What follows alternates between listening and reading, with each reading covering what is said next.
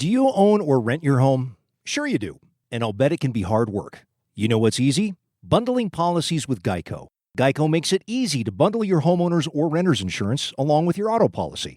It's a good thing, too, because you already have so much to do around your home. Go to geico.com, get a quote, and see how much you could save. It's Geico easy. Visit geico.com today. That's geico.com. A lot of this contact tracing going on where kids have to sit out 10 days and they may miss a tournament. And I'm talking high school and even youth sports.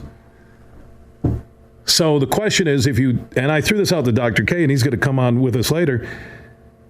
If I'm involved in a contact tracing at a high school, okay, with a team or just in the hallways, and if I go test negative, why should I have to remain in quarantine if I tested negative? And you know what he asked me, where'd you come up with that? And I said, I've heard it from I'm getting just hundreds of comments, direct messages, the text chain, in person. And as a dad, because, I have a daughter playing soccer. I have sons playing soccer. I have sons working out with the football team. And if contract tracing came up with them, but because they had COVID-19, they fall under, you don't have to quarantine. So my feeling is, if you had it and you don't have to quarantine, if you are like a player played in a game and both teams now have to do, whether it's local county regulation, state, whatever, 7 to 10 days, what if you went and got a test and said you were negative? Why are you still then? Again, that's a medical question. That's why we're going to bring in Dr. Ed Cronolia, Metro Health, University of Michigan Health. He'll join us later. You want to join in, 1-866-838-4843. That's 1-866-838-HUGE. At Huge Show on Twitter, The Huge Show on Facebook. You can also opt in on the Huge text chain. Text the word HUGE to 21,000. Let's go talk to Mark Ewell, Executive Director of the Michigan High School Athletic Association. He is standing by from Lansing here on The Huge Show across Michigan. How you doing, Mark? Hi, Bill. Yeah, you guys keep pushing through. High school district play for the boys. Did it begin last night? It did. We've got first 2 nights of district basketball is done. This coming Saturday is going to be the busiest sports day of the year. We've got our championships coming up.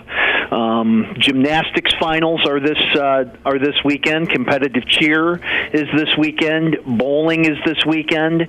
Swimming and diving. So all of those 5 championships will be Friday and Saturday this week. I don't know if I mentioned ice hockey. Ice hockey is in there as well. And so once we get to 10 o'clock Saturday night, we're just left with 2 winter sports yet. Next week will be boys and girls regional basketball and wrestling finals, and then one last week to finish up our last. It would be our last 64 basketball teams. So no, each day that goes by, we're getting closer and closer to that finish line. Where have you had the virus issues? Obviously, basketball has made the news, on and off over the last couple of weeks. In the winter sports, as you're pushing towards all these championships and the end of winter sports, and we'll get to the spring sports questions in a moment, but where have you had, and is it, I'm not saying overblown by the media, is it exaggerated? Where have there been virus issues in terms of a sport at Michigan high schools for the winter sports? So, there have been positive cases in all corners of the state. I think we knew that we would have some positive cases when, more and more face-to-face education was really happening after we got through the middle of January. Certainly you could say that, well, there have been positive cases with more basketball players, but yet also know that, we have 40,000 kids that play basketball in the winter, and you compare that, we've only got 3,000 kids that play ice hockey. So just by taking those numbers, you would suspect that you would have more positives with basketball than, say, with ice hockey. I think the most challenging part of this, and you alluded to it in our lead-in here, it's the contact tracing that we've had several teams that have had to pause or have had to quarantine because they played against someone who later tested positive. And you go back to that contact tracing, to where I know during the fall, the way that many of the health departments is you had to go back and look at video, and you had to go and figure how many close contacts have there been that have had that cumulative 15 minutes within 6 feet. That's how it was done. Well, some of our health departments now are so overrun and are so busy here that, cases are going back up. They've just kind of taken a blanket policy in many counties that say, well, no, if you've played against someone that tested positive for COVID, then we're not going to do any contact tracing, and we're just going to shut down both teams.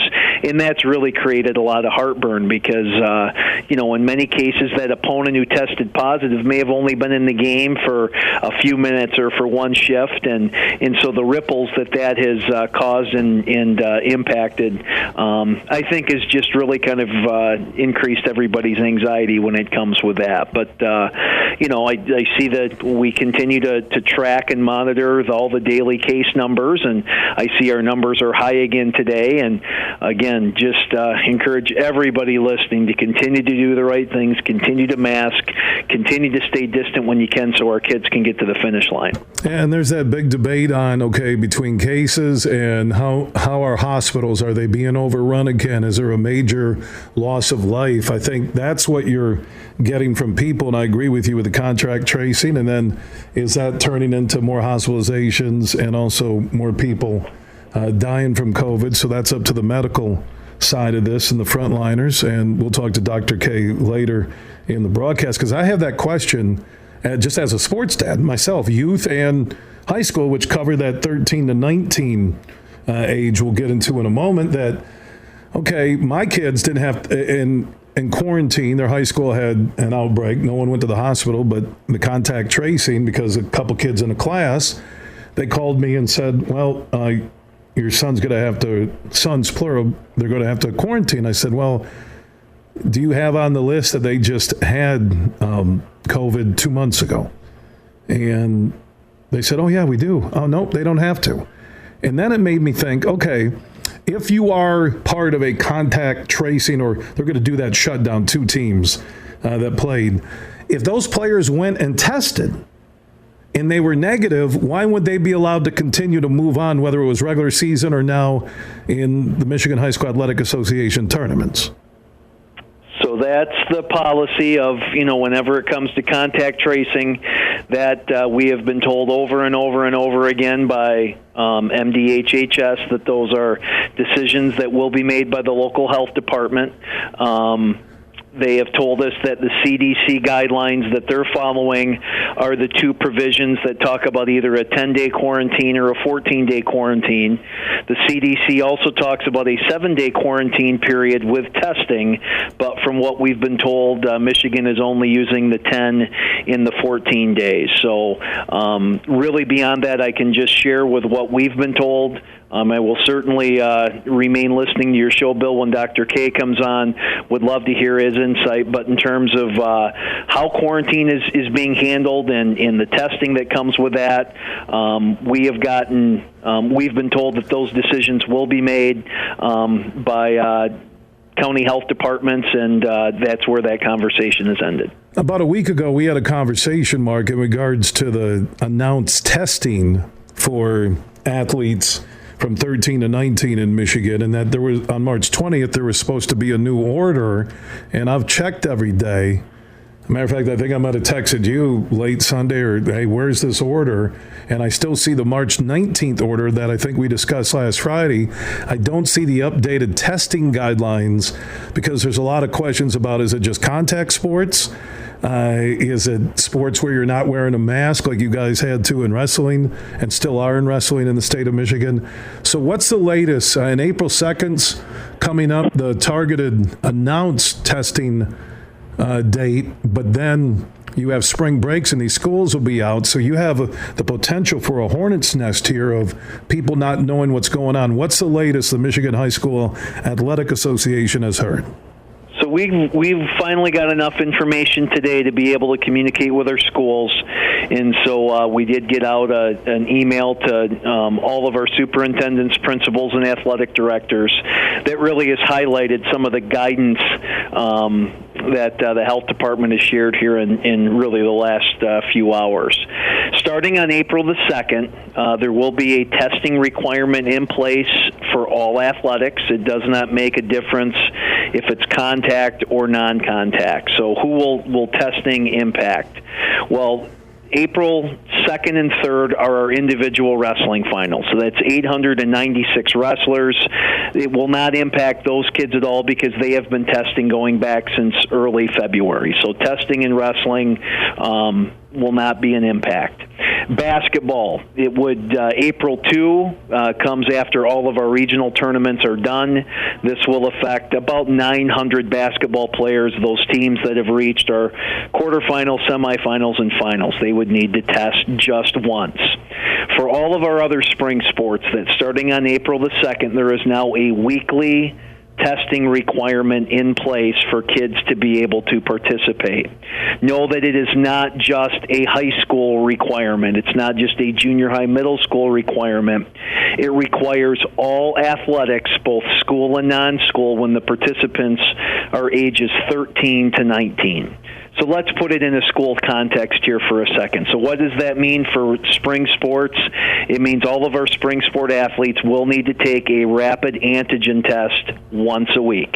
It's not before a practice. It's not necessarily before a game. It's just simply one time a week spring athletes will need to test. Schools will set their testing calendar. They will set the testing cadence, how that will work. And then your question about what about spring breaks? Well, obviously, depending on when your spring break falls, a school that goes on break next week, they're going to be out, and then when kids get back to school and teams are back, I think that's on Monday, April 5. Well, then that's when they're going to start their once-a-week testing for spring. Schools that are out the following week to where their break would lead into Easter, they're probably not going to conduct their first test until that week of April the 12th because by next Friday when the testing begins, that's the day that they're going out on break. So essentially what it's going to be, Bill, in most of our spring schools is spring break is going to happen over the next 2 weeks, and it's going to be that first week back is when testing for spring will begin. For the spring sports, it is all sports. So we've asked the question, so boys lacrosse, which is a contact sport, we're going to test in boys lacrosse, and we've asked the question, in golf, are golfers going to be required to do that as well? And the answer is yes. Even though that, you go out to any golf course, that's a sport where you can guarantee 6 feet of physical distance. It's a sport where you can, there's never an opponent that you're playing. But the answer that we got, all sports, school and non-school, contact, non-contact, there will be a weekly testing requirement that kicks in on April 2, depending on when spring break falls. So that's what we know right now. That's what we've shared with our schools, and schools will obviously, they've got some time here to, some lead time is needed before their testing will either kick in late next week or that following week, depending when spring break is. I got a text from Barb in Royal Oak, who's listening on AM 1270 out of Detroit. Who is going to pay for these weekly tests? Is this being done by the Michigan Department of Health and Human Services? Now, I assume she's talking high school, but it could be a rec league or club parent. Who will pay for these weekly tests?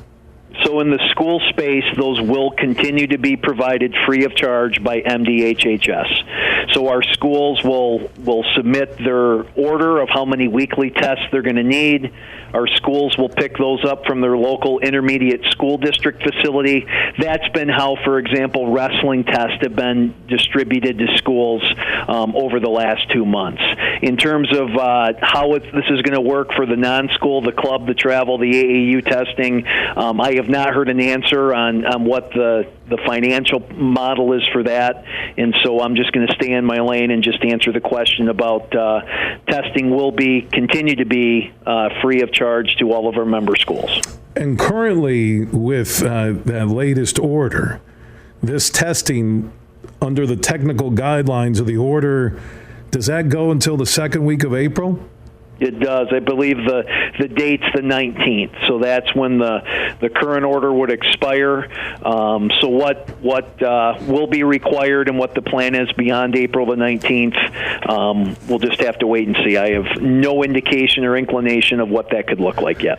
My opinion from a distance, Mark, is that when you look at why they didn't institute it immediately, and I know they need to get everything ramped up, but April 2nd falls right when some are on spring break or going on spring break, and then April 19th would get you a week past spring break. And I really think this testing, when they're saying all athletes, because some of it doesn't make sense, that they're looking to make sure with everybody going in-state, out-of-state, neighbors, whatever they're doing during spring break, they want to make sure they kind of wrap their arms around something if there is a major outbreak. That's just what I'm taking from it. You know, and they're encouraging schools, not just their athletes, but schools to do more testing, whether that's staff or whether that's other students, you know, kids involved in other extracurriculars of drama and those kinds of things. You know, with some of the federal dollars, I know that there is a great deal of rapid testing capability right now in our state, and MDHHS, you know, wants to get as many tests into schools as possible. And, you know, given it, you know, this being kind of spring break season over the next couple weeks, you know, I'm sure that was at least part of the conversation that they've had. I don't know how an inner city or rural rec league is going to be able to afford a testing program. You're probably just going to get some leagues who are going to delay the start of their seasons and wait and see where this testing goes, if that new order is changed or lifted in mid-April, or if the government does offer the ability to go get tests from your local health department, or if there's a way for that to be done. But you're talking about a lot of boys and girls ages 13 and 19 who aren't playing high school sports, and I get what you're overseeing, Mark, but man, there's a lot of kids and a lot of questions out there for the youth sports. So we'll see. But you have spring break in there, which is a week to 10 days for most schools. So that will cover a lot of this time, and we'll see how it plays out. Spring sports, all a go. You're not hearing anything about having to delay the start of the season or play. But right now, everything is moving forward with this testing program. Is that correct? That's our understanding, and we've been blessed with some good early weather here for the first week of practice, which has been great. As you know, we've said on your show, Bill, many times, 100% of our spring sports are outdoors. Most of our spring sports are non-contact. The only contact sports in the spring are lacrosse and girls soccer. So, no, we're hoping that, you know, with everything being outdoors, and by the way, and also with spring sports, it just happens to be the one season where the size of crowds and gatherings of parents and fans and spectators are far and away the smallest of our three seasons when comparing to fall and winter. So, no, as we've talked all winter, I've always been very optimistic about the spring, just given the nature of spring, and just hoping we can get through the last few weeks here of winter. And, you know, the goal continues to be 3 seasons that all reach the finish line, and we'll just continue to take things on a day-to-day and a week-to-week basis. Had a comment from Frank in Grand Rapids, who's listening on 106.1 FM and AM 1340. With all the spring sports having to be tested, does that mean all spring sports have to wear masks while participating? Did that change? So the contact sports continue to have to be masked. So that is obviously lacrosse and soccer, even with the once-a-week testing. For those contact sports to be able to go maskless, what the current order would require, Bill, is they would then have to test 3 times a week. And, you know, you take our large schools who have in a typical spring season anywhere between 500 to 700 spring athletes. to ask our athletic directors, who right now have to coordinate a once-a-week testing program with all of their kids, to have bumped that up to 3 times.